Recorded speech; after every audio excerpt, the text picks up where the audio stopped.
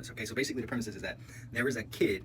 He's raised by two white parents. He's adopted. He thinks, and they raised him to think that it's like 1969 type shit. Like, he's raised in a basement. Everything that he's ever interacted with is from a time where he was never like, everything that he's ever interacted with is from like 1960s, 1970s. His parents show him Malcolm X, Martin Luther King, and everything like that, Rosa Parks, all the like the actual civil rights movements, but they don't tell him that those things have passed and that it's actually the year 2025.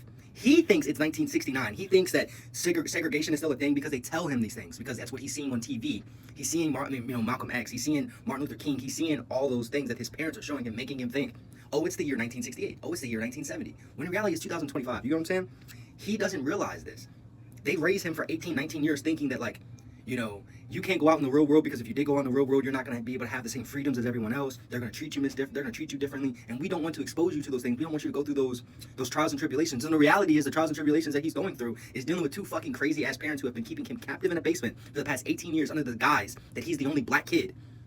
And he finally gets out. He finally escapes. He finally gets the fuck away from his parents and gets out of the fucking basement, and he runs out into the real world, and he realizes it's 2025, and my parents have been lying to me for the past 20 years.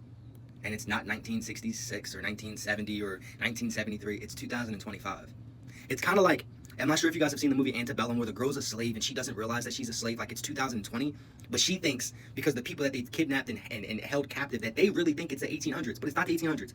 It's the modern fucking century, but they've been held captive and led to believe that cell phones don't exist and planes and towers don't exist and all this extra shit, but they actually do. And the reason why he even discovers this is because his father gets an Amber Alert for a kidnapped child to his phone in his bedroom. He goes in the bedroom and finds a cell phone and thinks to himself, what the fuck is this? I've never seen a cell phone a day in my life.